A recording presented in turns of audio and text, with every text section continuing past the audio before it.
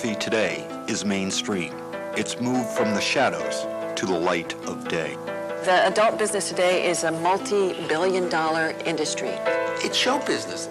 But the history of pornography goes hand in hand with crime, and crime goes hand in hand with porn's superstars. John Holmes and the Wonderland murders. Drugs destroyed John Holmes' life. The queen of porn, who was only a kid. When I was 15 years old, I didn't wake up one morning and say, okay, I'd like to be a porn star today. The video star who crossed over to jail. And the tragedy of the porn star who seemed ready to cross over to Hollywood, but never made it.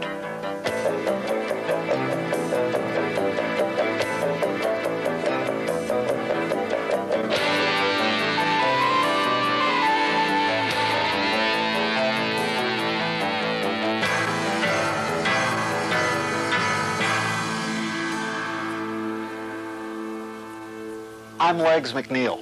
For 4 years, I've been researching a book on the history of the other Hollywood, the rise of the pornography industry to a mainstream empire, bringing in $10 billion a year.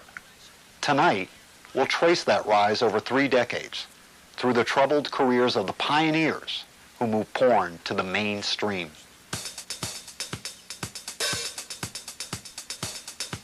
Porn right now is a very mainstream business. You have to understand the adult business is more than just videos.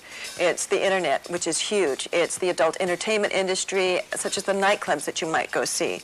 It's the video stores where you might rent an adult video from. Now, I think at last count, we were up to about 12,000 videos released in the last year. The adult video industry even has its own version of the Academy Awards. In the category of Best All-Girl Sex Scene in a Film, the nominees are... And the winner for Best New Star of the Year is... And the winner is... And the winner is... This is not a business where we have to go and solicit people because it's mainstream now. And the girls and the men, too, have become stars. People seek this out as a career. It's lots and lots and lots of money. It's interesting, when I was first making films and I was a performer in them, it was very, it's always been a fun business. But we were outlaws. It was basically illegal back then. It was in the 1970s that pornography went Hollywood, moving from grainy 8mm film loops to a growth industry. But in Los Angeles, the industry's capital, shooting porn was a crime. We prosecuted the producers, the directors, for pimping and pandering. That is basically procuring a person to have sex on film and making a livelihood off of that product. The pandering law basically said that when you accepted money for sexual acts, and even though what we do is a performance, an artistic performance where both of the performers are paid, they considered it, by law, a form of prostitution. And I've gotten busted. I've been busted a couple of times. I never spent more than like a day in jail, but it was an amusing adventure to dodge away from the vice cops who were breathing down your neck at all times. There was a sense of paranoia and fear in the industry. But we kept on going out there and taking our chances to see what would happen because we believed in what we were doing and we liked the idea of being the sort of outlaw mentality. Because as I always said, the 5 most important letters in the adult entertainment industry are R-E-B-E-L.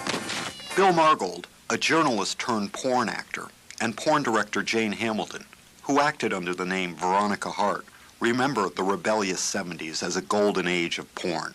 And they remember a colleague who became a legend, a former forklift driver from Ohio. Filmmakers in the adult film industry have been busted constantly. It's an argumentative factor.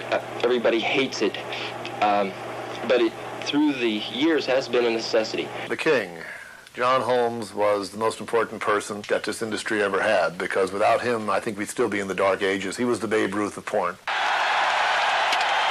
The king was instrumental in bringing this industry into the mainstream. The movie Boogie Nights, well, it's based on his life. Dirk Diggler, of course, is John Holmes. Johnny Holmes was a totally inadequate actor, but when he dropped his pants, everyone would ooh. John Holmes was a man with a very large Talent. John Holmes had an enormous talent. Well, there was this whole hero worship situation, which I have to emphasize is hero worship of people who perform under great pressure. To be a male in this business, bottom of the ninth, bases loaded, full count, can't foul off a ball. Think of the pressure on a male, and he did it thousands upon thousands of times. I've heard a great deal about you. Like what?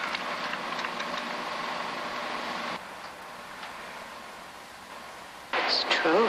He was a freak, you know. He had a big Reputation. He had a huge reputation. A happy gardener is one with dirty fingernails, and a happy cook is a fat cook. I never get tired of what I do because I'm a sex fiend. He meets people like Bob Chin.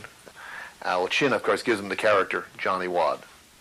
Johnny Wad was a suave detective who could have come out of a 70s TV show. He solved crime and seduced women in movies full of action and plot. Some people told me that food in here was really good. Good? No, it's not good. It's probably the best place in San Francisco to eat. It's excellent. Johnny Wad is the first hero character in the X-rated industry that becomes sort of a sequelization of the hero with his own little sort of Clint Eastwoodian character that goes out and kills people not only with one gun but another kind of gun as well. It was really bad stunt work and stuff like that.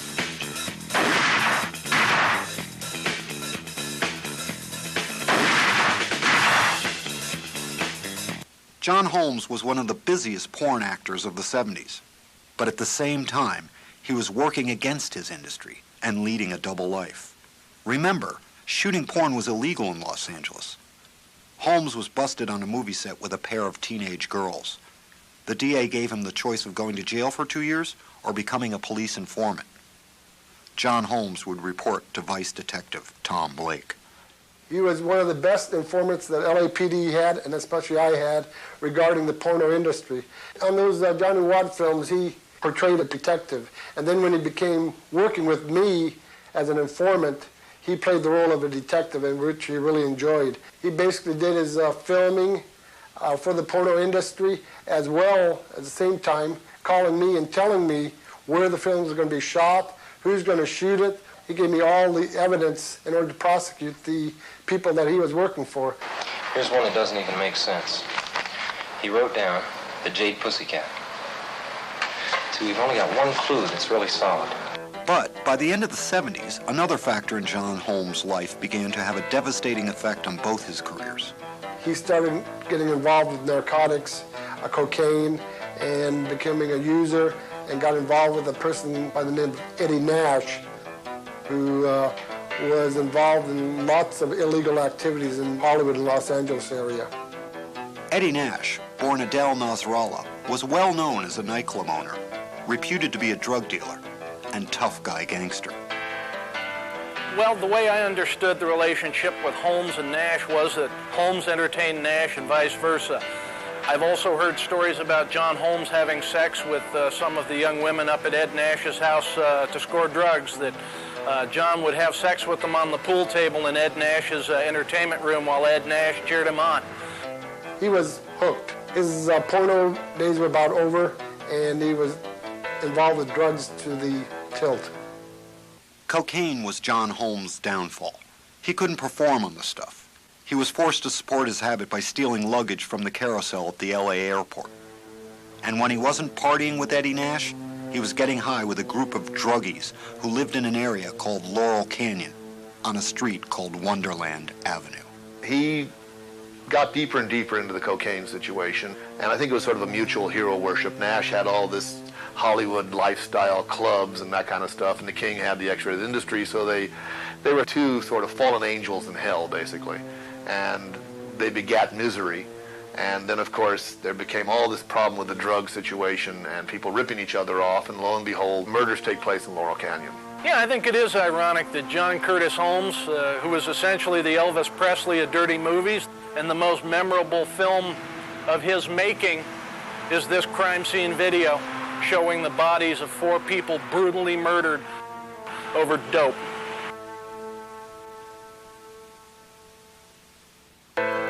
When we come back, John Holmes and the Wonderland murders.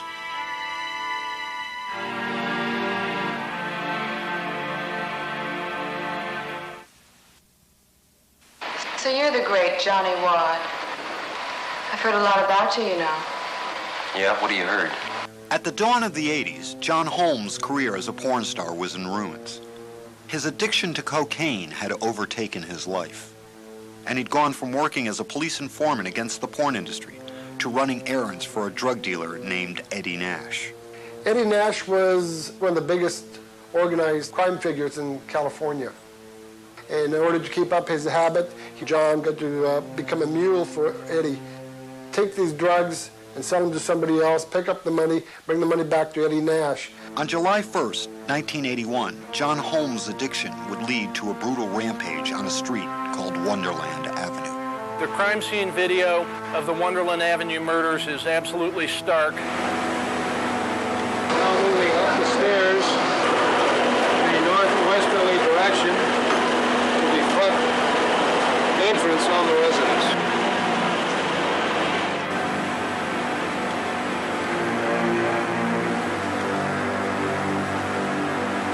We are now in the residence, the first level living room area. Blood splatterings are evident on the south and west walls. What appears to be a blood spot with a directional pattern facing inward from the door and down. When you start catching the detail of what is in that house, the effect is shattering.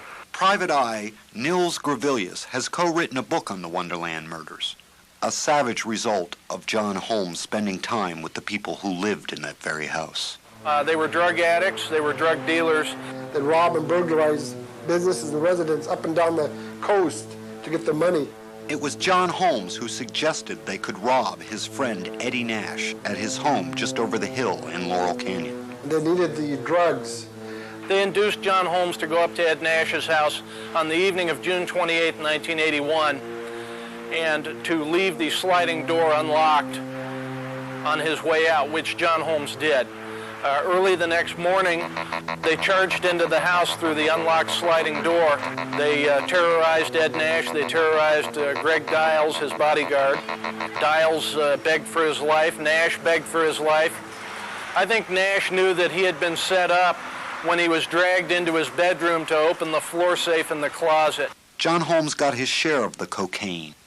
Then he holed up in a motel with his girlfriend, Dawn. She was only 15. I was waiting in a hotel room for John to get back from what I thought was another run. He had showed up a few nights before with a large amount of cocaine, one of the largest amounts of cocaine I'd ever seen. We got really high for a few days at least, if not a week. He left again, and I thought he left to sell the coke. Nash at this time confronted him, said, "Wait a minute. You set me up. I'm going to have you set those boys up on Wonderland Avenue." John Holmes was allegedly taken by 4 thugs from Eddie Nash's house back to 8763 Wonderland Avenue. Very early on the morning of July 1st, 1981, Holmes got onto the intercom and got somebody to let him in. Once they were inside, the mayhem began, and 4 people were beaten to death. Drawers have been emptied.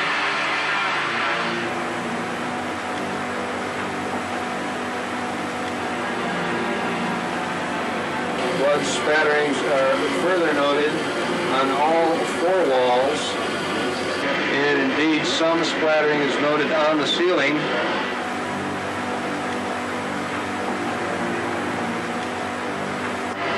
Once again, extensive evidence of ransacking. Note that the television is on to channel 3. The light was on. The cold water faucet is also on in the bathroom. Possibly one of the killers decided to wash his face and hands before he departed Wonderland. And I'm sure that it was the bloodiest crime scene processed by LAPD subsequent to the Sharon Tate Lobianco murders involving the Manson family in 1969. After these murders went down, that John did go to his wife's house, and he wanted money to get out of town because the cops were chasing him and Eddie Nash was chasing him. Yes, John Holmes had a wife as well as a girlfriend.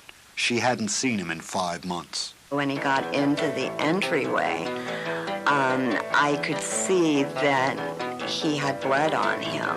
I came into the bathroom and he was already in the tub and the water was pink. He slid down lower in the tub and said, "Well, I have to tell someone, and I know if I tell you, you're not going to repeat it." And that is when he told me that he had taken 4 people to the Wonderland house and was held against a wall with a gun to his head and made to watch the murders. I was watching the television and I watched them pull the bodies out of the Laurel Canyon house, and it was a house that I knew well. And he said it was really wiped out and he'd like to lay down for a little while. I was very aware that he was not resting comfortably. And I could see him and he was moving. Arms and legs were moving and, you know, this sort of thing. And he was saying blood, so much blood. The next morning, Holmes showed up at the motel where his teenage girlfriend was still waiting. He looked awful. He took a couple of Valiums and he laid down and went right to sleep. He started tossing and turning pretty heavily and screaming, "Blood, blood, there's so much blood." The LAPD picked up John Holmes a week later. I was called by Robbery Homicide, who was doing the investigation, and they had John in custody. And John wanted to talk to me, see if we could work some kind of deal out.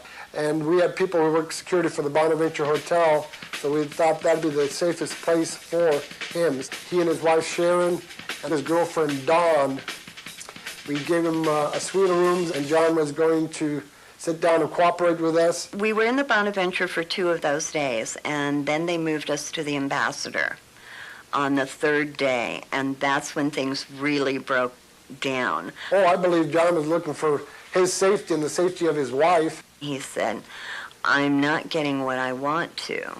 John told me that the police didn't believe what he said, that he had given up a lot of information, and now the quote-unquote bad guys were angry, and we should leave. John came probably about 8 o'clock that night and asked specifically, you know, if we would go with him, and I said, "No, I can't." John Holmes' wife refused, but his teenage girlfriend agreed to join him as he prepared to leave LA and run for his life. And I dyed John's hair black. They proceeded then to take my Malibu and spray paint it gray, and they left the following morning, in the early morning. We ended up in Florida. LAPD found out where they were, and we notified Miami PD, and they went to the motel and made the arrest. After John Holmes was picked up in Miami, he was extradited back to LA. Holmes told police he was forced at gunpoint to witness the Wonderland killings, but he refused to say who forced him. So Holmes was charged and went to trial for the murders in June 1982. Prosecutors showed the jury the crime scene video, the first time videotape was introduced as evidence in a criminal trial. The jury decided there wasn't enough to convict. John Holmes was acquitted on June 25, 1982.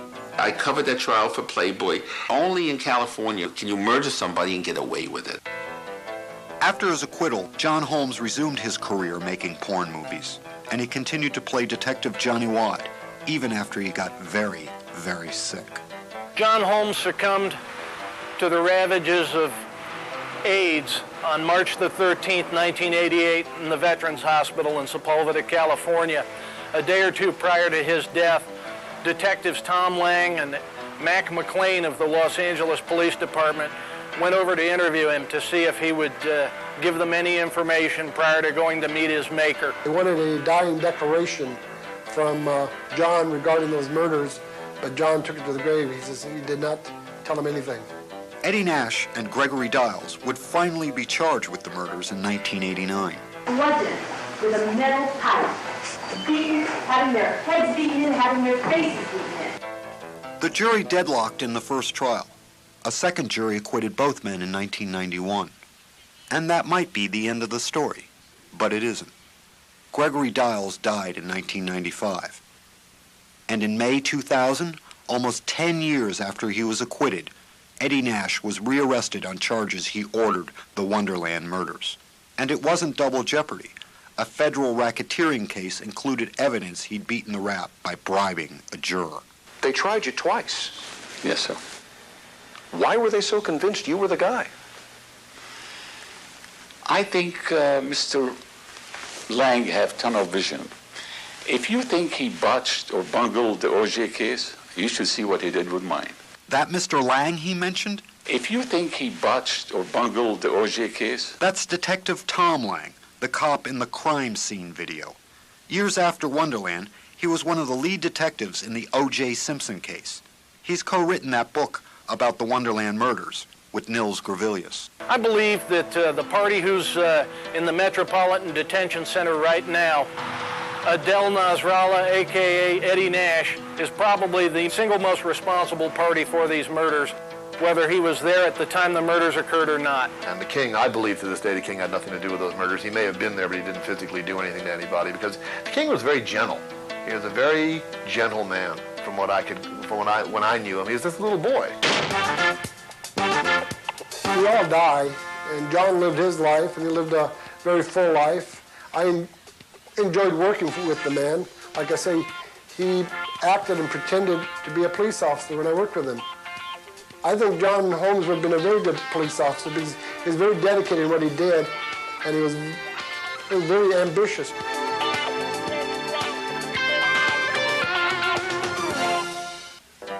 Coming up, the war between the first superstars of the video age and the secret that almost brought down the industry. I was young, I was on drugs. That's really all I had to say about it.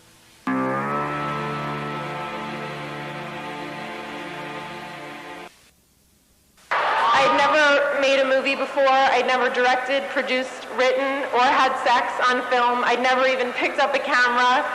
And you said, we can do this. And the next thing I knew, I was the subject of a 10-person Thank you, John. And I want to thank my mom and my dad and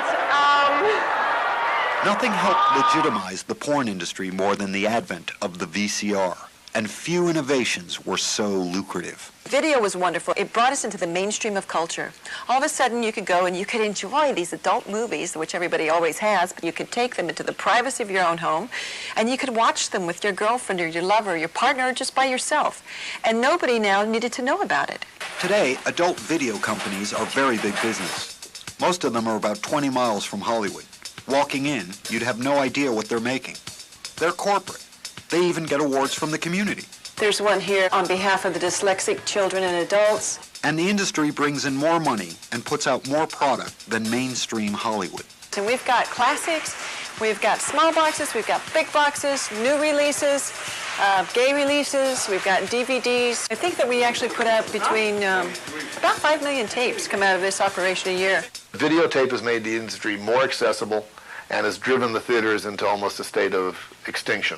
Porn veterans like Bill Margold, Al Goldstein, Sharon Mitchell, and Nina Hartley saw videotape revolutionize porn by broadening the audience. The biggest blessing, though, is it took adult material out of the red light districts and into the privacy and safety and security of the home, which brings in middle-class folk and women as consumers. Anyone with a video camera can make a film. Get 2 girls, put them in a hotel room, have them do a lesbian scene, you got a porno film.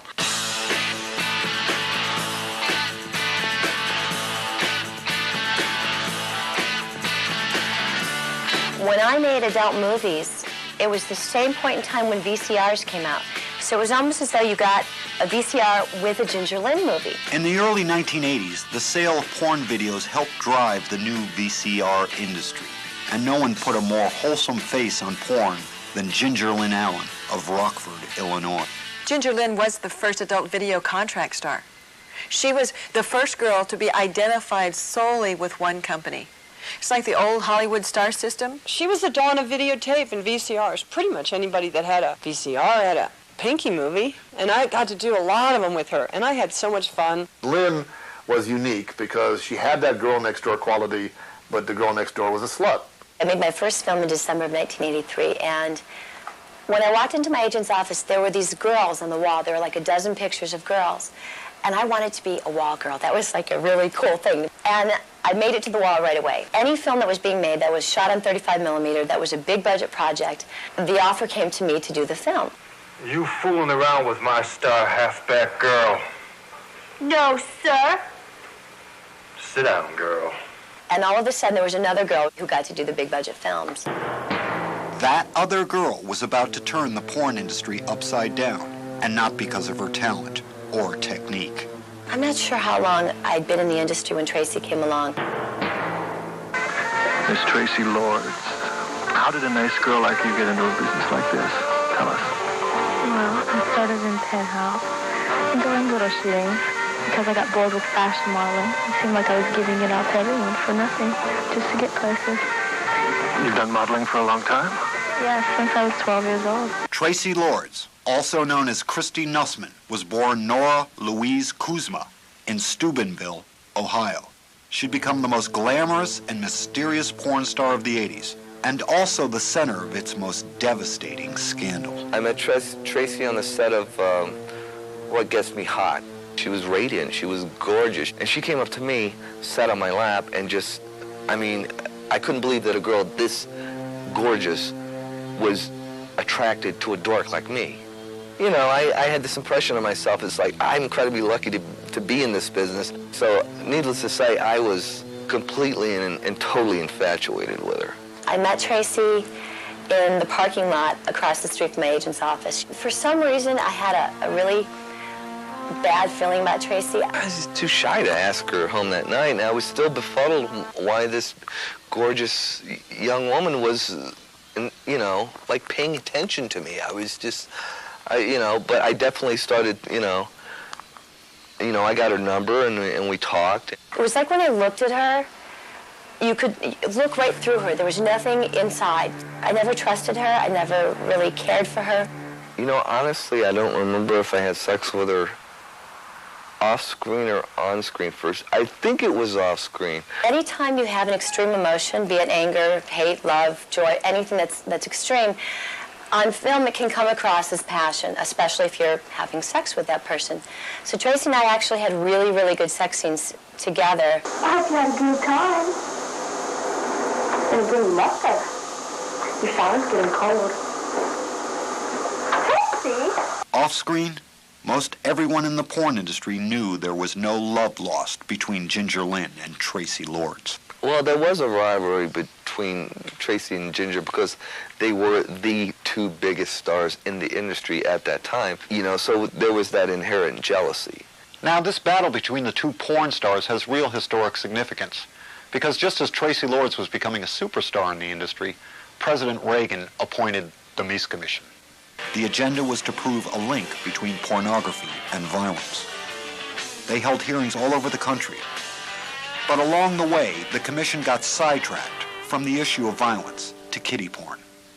Child pornography, in my opinion, has never, ever been 0.1% of the overall problem of obscenity and pornography in the United States. But it gets all the grease, gets all the money. Ironically, the commissioners had no idea that the biggest star in the so-called mainstream porn industry was only 15. I think it's really interesting that somebody can come into a business, they can present false documents, fake IDs, they can give you a passport, which is fake, a driver's license, which you then got was fake, and she could get into a business where she could make a lot of money, but she produced all the documentation that she was legal age. Gosh, it sounds just like Tracy Lords, doesn't it? Lords, who was a minor, engaged in a variety of heterosexual and homosexual acts. And then she can turn around and everybody blames the companies for hiring her when she's the one who came in with the fake documents. I don't understand that. And then it's interesting how you can decide that you really didn't want to do it, and it was such a horrible, terrible business, and gosh, I guess it did make me a household name, and I guess I'm still trading on it, aren't I? There's no bitterness there, absolutely none. The day that the phone rang and they told me Tracy was underage, I was kind of surprised, but you know, I mean, I started underage. I didn't get the phone call. I got 20, 30 phone calls in one day. Once the story came out, it was all over the news. It was top news story of every channel. I got 24. Oh, Tom, you must have known. I mean, you guys were going out. You were, boyfriend, girlfriend. You must have known. You have warehouses of tapes. They have to destroy all those tapes. All those tapes had to be pulled. Because they were now possessing, according to U.S. law, child pornography. They had to get rid of it, I mean, it was an absolute, complete, devastating mess for the industry. But it's a shame she blamed pornography, but pornography was the victim because she lied. In the middle of the Tracy Lords mess, the Meese Commission handed in its report, and as expected, it said porn led to violence and hurt children. But in the end, the only person to really get in trouble was one of the commission members. That's him, the priest, Father Bruce Ritter. He ran the Covenant House shelter for runaways in Times Square. Father Bruce was accused of sexually abusing some of the kids. He went into seclusion. And Tracy Lords? She went on to mainstream movies like Crybaby and Blade, and television shows like Melrose Place and Profile. The porn people despise her because she gave their enemies a weapon, the accusation that kids are lured into the business. But the feds and police didn't charge her with anything. I was young, I was on drugs. It's really all I have to say about it. It's like, I don't feel like apologetic. I don't feel anything really. I feel really numb toward it. She doesn't remember any of it. She was on drugs. She was this. That's her PR people telling her to say that. You know what I'm saying? I mean, she has to do that for her legitimate career. The world at that time was not ready to accept an unrepentant porn star. To this day, Ginger can't stand Tracy. Ginger thinks that Tracy turned state's evidence and turned her into the IRS. When we come back, fallout from the Tracy Lords scandal as Ginger Lynn attempts to follow her into the mainstream. I compared the way that the government went after me to the way they went after Al Capone. If they couldn't get me to do what they wanted me to do, they used tax evasion. That's the same thing they did with Al Capone.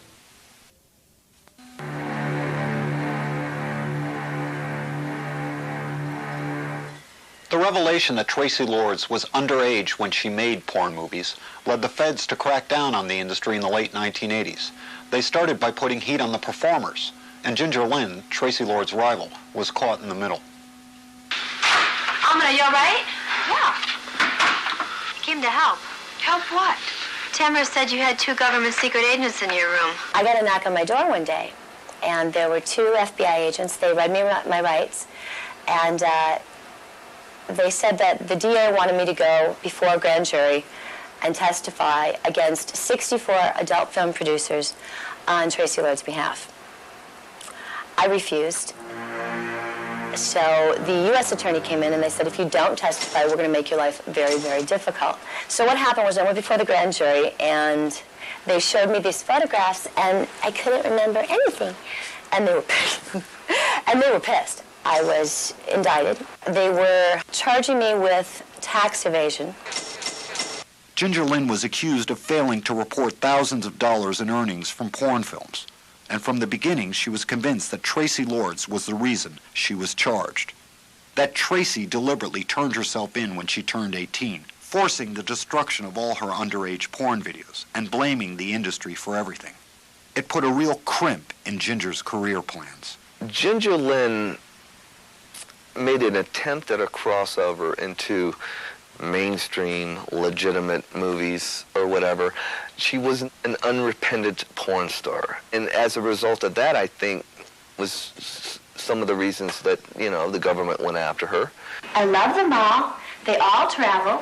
And they're never home at the same time. Who's the new one? Peter something. Peter Eveready. He's an actor. I studied for 7 years to get to the point where I was comfortable and I felt good about my acting. My studying paid off, and I went from small roles in B films to leads in B films to small roles in A films to network television shows. She made no apologies for what she did.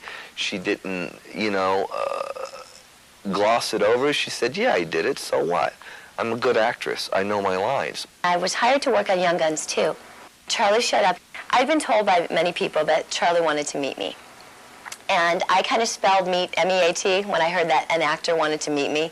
I wasn't aware of that, that Ginger was so involved with Charlie Sheen and that there was a crazy issue revolving around them. I was more aware and concerned about her IRS problem. I finally agreed to go out with him. Went to a strip club, and I bought Charlie a girl. I mean, not a girl, I bought him a dance. We had the same taste in women, so that was a bonus. A month later, he called off his engagement to Kelly Preston, and we dated publicly for about 2 years. And Charlie actually came out and said, I love Ginger, I'm dating Ginger.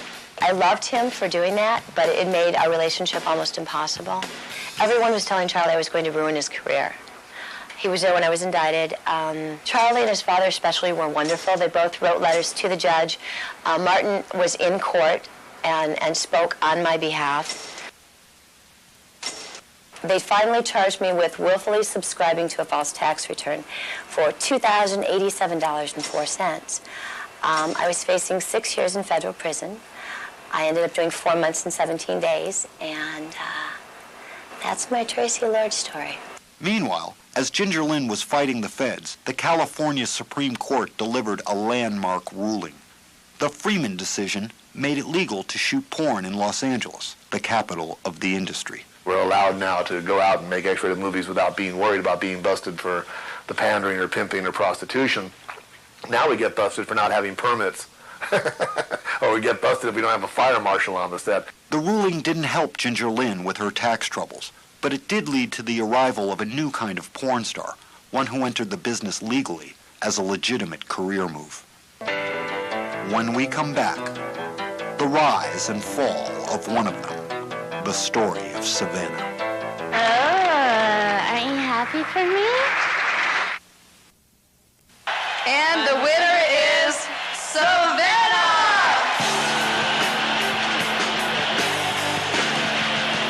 Oh, are you happy for me? I'd like to thank Adult Video News and Paul Fishbein, all the critics who voted for me, and all of you who didn't. Savannah entered the world in 1970 as Shannon Wilsey. She'd grow up to be a new breed of porn star, one who got into the business seeking fame at any cost. And in the early 1990s, the dream seemed possible. Nice day, isn't it? It's nice enough to write a poem about. Or a screenplay, but you'd need a story first. Whew. You must be in show business. She always said she was going to be an airline stewardess when she grew up. Wouldn't you like to be here with me? Savannah was a somewhat attractive little blonde marshmallow, came into the business in the early 90s.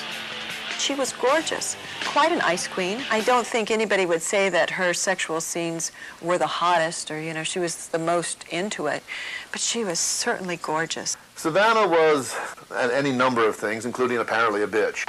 And if you don't love me, I'm sorry.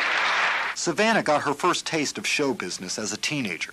She met a rock star and went on the road with him. Savannah ran away from home, I think, when she was 16 years old, lived with Greg Allman for about 2 years, and she moved in with Billy Sheehan from the band Mr. Big. That's when she started doing magazine layouts and doing adult films. My first movie was boring. I was really kind of scared, of the camera, but I learned to love the camera. She stood out as a porn star in a room full of porn stars. Her whole presence was very movie star-like, more so than adult film star-like. She thought of herself as a huge star. She was pampered in the industry. She played the image all the time. People say Marilyn Monroe had it or something. She just had the glamorous presence. For a time, Savannah really had crossed over to mainstream Hollywood. She was showing up with rock stars like Slash and Billy Idol. Even Mark Wahlberg, who'd go on to star as Dirk Diggler in Boogie Nights. It seems she had as much screen time on TV shows like Hard Copy as she did in porn flicks. She had told me that she was going to get some legit roles and she was going to get out of the adult film industry. She was dating Pauly Shore. She told me that he said he's going to set her up with some legit roles. But there were a few things keeping Savannah from crossing over completely, like drugs and the fact that she kept guns around the house. She was dating the guy from House of Pain, the singer, and he had gone to Europe for a tour and didn't tell her. She was trying to call his house, and she went out with the guy that was house-sitting the house. They went out partying in a limousine, and they came back. They picked up her Corvette. Savannah drove home alone. Not far from her house, on a winding road in the Hollywood Hills, she crashed into a fence. She wrecked her Corvette, and she had a dancing engagement the next day, and she thought that she had a disfiguring injury.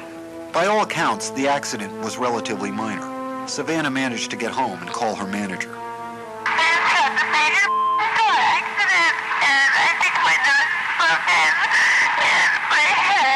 She went in the garage and shot herself. For Savannah and others who had hopes for her, the dream was over. I was called at 9 in the morning and told that she was dead, when in fact she didn't die till 11:30. And people, to be honest with you, were already celebrating her death. Hail, hail, the witch is dead. Because she was not loved, and she went out of her way not to be loved by this business. The image did it. She was living a movie star life on a porn star budget. I don't think the adult film industry is responsible for anybody's problems. I think that we make our choices, and if Savannah had gotten into another business, it seems to me with the problems and issues she had, they would have gone along with her. You take yourself with you wherever you go. Ginger Lynn makes a crucial career choice when we continue.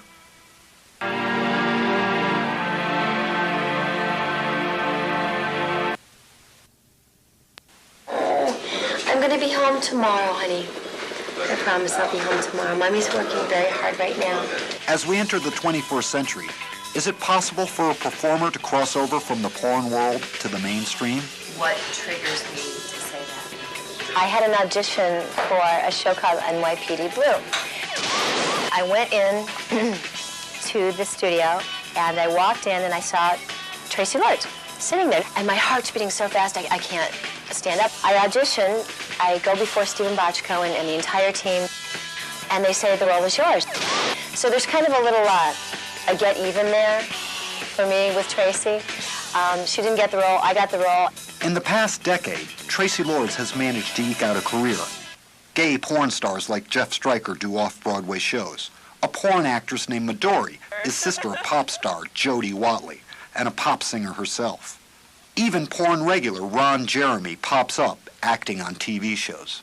But the story of Ginger Lynn Allen may be even more telling. She's had bit parts in TV and film. But just recently, after 15 years, she crossed back to porn. I think there are a few reasons that Ginger decided to come back into the business. And I think one is timing. I think that you could see now that there wasn't the stigma associated with being in the adult business, that there were a lot of the girls in the business that were getting mainstream celebrity. I think she felt the time was right because companies who cared about their talent were having tests of all the talent and were also using condoms. And I think as a woman and as a mother, that was very important to Ginger. I like to think maybe some of it had to do with the fact that she could come in and at first work with another female. That's the opinion of Jane Hamilton, director of Ginger Lynn's new porn movie. But porn veteran Bill Margold says performers who think they can cross over from porn to the mainstream are only fooling themselves. Good luck. The crossover into mainstream, people have always said this is a stepping stone into the other world. It's a stepping stone to nowhere. No one is ever going to cross over into the mainstream, quote-unquote, respectable area. Because the mainstream world is owned by stockholders who are horrified at the thought of having anything X-rated in their R-rated, PG-rated 13 pies. And that may be the final word. America is hypocritical when it comes to sex and porn. Obviously, there's an audience, but not a lot of people will admit to being part of it. And just as porn legend John Holmes found in the 70s and 80s, today's porn stars must realize they can only go so far into the American mainstream. Ginger Lynn dreamed of being immortalized on the Walk of Fame in Hollywood, and she made it. Well, sort of. She made the porn Walk of Fame outside the Hustler store.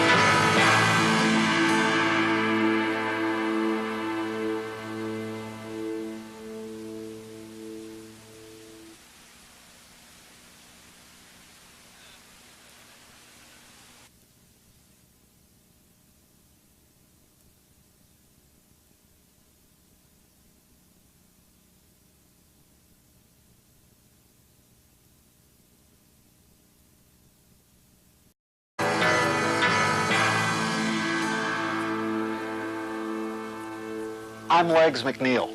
For 4 years, I've been researching a book on the history of the other Hollywood, the rise of the pornography industry to a mainstream empire, bringing in $10 billion a year.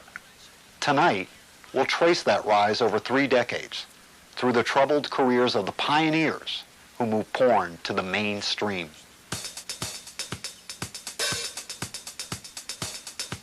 Porn right now is a very mainstream business. You have to understand the adult business is more than just videos. It's the internet, which is huge. It's the adult entertainment industry, such as the nightclubs that you might go see.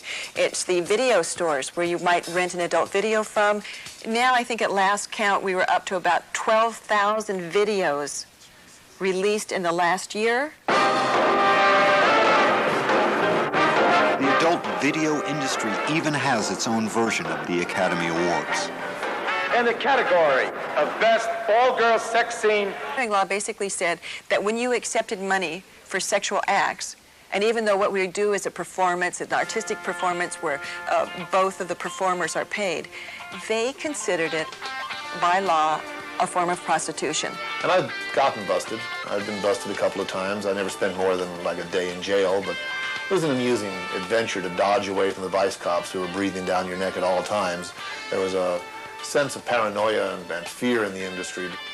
But we kept on going out there and taking our chances to see what would happen because we believed in what we were doing and we liked the idea of being the sort of outlaw mentality because, as I always said, the 5 most important letters in the adult entertainment industry are R-E-B-E-L.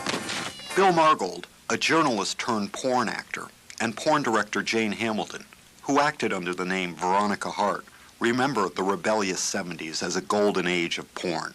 And they remember a colleague who became a legend, a former forklift driver from Ohio. Filmmakers in the adult film industry have been busted constantly. It's an argumentative fact. In a film, the nominees are, and the winner for Best New Star of the Year is... And the winner is... And the winner is... This is not a business where we have to go and solicit people because it's mainstream now. And the girls and the men, too, have become stars. People seek this out as a career. It's lots and lots and lots of money. It's interesting, when I was first making films and I was a performer in them, it was very, it's always been a fun business. But we were outlaws. It was basically illegal back then. It was in the 1970s that pornography went Hollywood, moving from grainy 8mm film loops to a growth industry. But in Los Angeles, the industry's capital, shooting porn was a crime. We prosecuted the producers, the directors, for pimping and pandering. That is basically procuring a person to have sex on film and making a livelihood off of that product.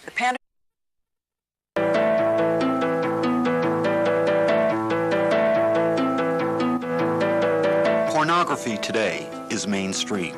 It's moved from the shadows to the light of day. The adult business today is a multi-billion-dollar industry. It's show business. But the history of pornography goes hand in hand with crime, and crime goes hand in hand with porn's superstars. John Holmes and the Wonderland Murders.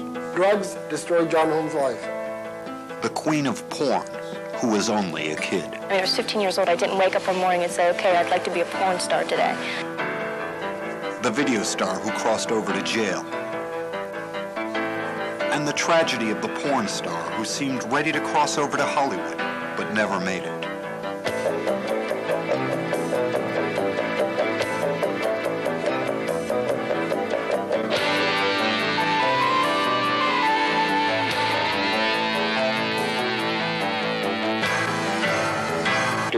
Everybody hates it, but it, through the years, has been a necessity. The king, John Holmes, was the most important person that this industry ever had, because without him, I think we'd still be in the dark ages. He was the Babe Ruth of porn. The king was instrumental in bringing this industry into the mainstream.